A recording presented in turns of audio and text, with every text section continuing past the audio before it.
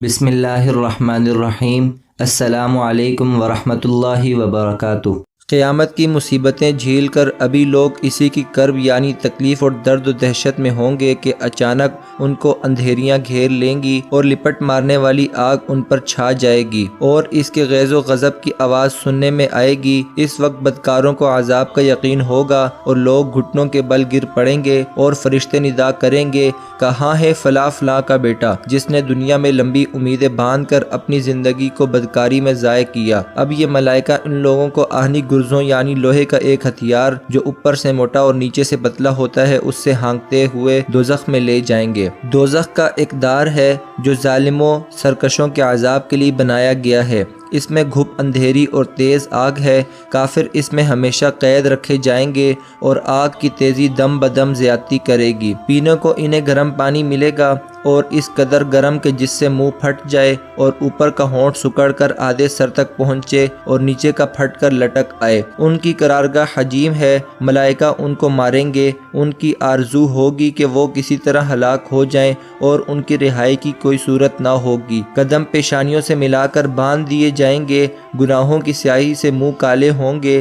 جہنم کے اطراف شور مچاتے اور فریاد کرتے ہوں گے، اے مالک عذاب کا وعدہ ہم پر پورا ہو چکا ہے، اے مالک لوہے کے بوجھ نے ہمیں چکنا چور کر دیا ہے، اے مالک ہمارے بدنوں کی کھالیں جل گئی ہیں، اے مالک ہم کو اس دوزخ سے نکال، ہم پھر ایسی نافرمانی نہ کریں گے۔ فرشتے کہیں گے، دور رہو، اب امن نہیں اور اس ذلت کے گھر سے رہائی نہ ملے گی، اسی میں ذلیل پڑے رہو اور ہم سے بات نہ کرو۔ اس وقت ان کی امیدیں ٹوٹ جائیں گی اور دنیا میں جو کچھ سرکشی وہ کر چکے ہیں اس پر افسوس کریں گے، لیکن اس وقت عذر و ندامت کچھ کام نہ آئے گا، افسوس کچھ فائدہ نہ دے گا، بلکہ وہ ہاتھ پاؤں باندھ کر چہروں کے بل آگ میں دھکیل دیے جائیں گے۔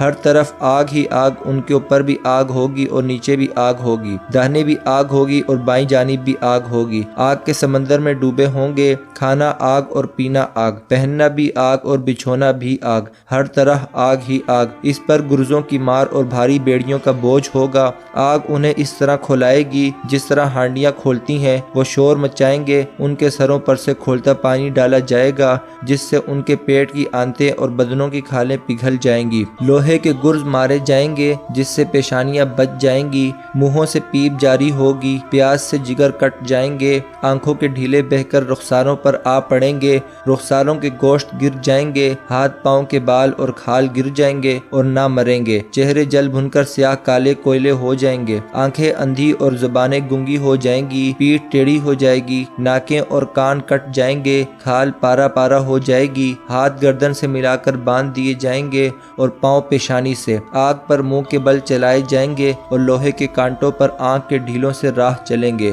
آگ کی لپیٹ بدن کے اندر سرایت کر جائے گی اور دوزخ کے سانپ بچھو بن کر بدن پر لپٹتے ڈستے اور کاٹتے ہوں گے۔ یہ مختصر حال ہے جو باجمال یعنی اختصار کے ساتھ ذکر کیا گیا ہے۔ حدیث شریف میں ہے کہ دوزخ میں 70,000 وادیاں ہیں، ہر وادی میں 70,000 گھاٹیاں، ہر گھاٹی میں 70,000 اژدہے اور 70,000 بچھو ہیں۔ ہر کافر و منافق کو ان گھاٹیوں میں پہنچنا ضروری ہوگا۔ حضور صلی اللہ علیہ وسلم نے فرمایا، جب بحزن سے پناہ مانگو۔ صحابہ کرام رضوان اللہ تعالی علیہم اجمعین نے عرض کیا، جب بحزن کیا چیز ہے؟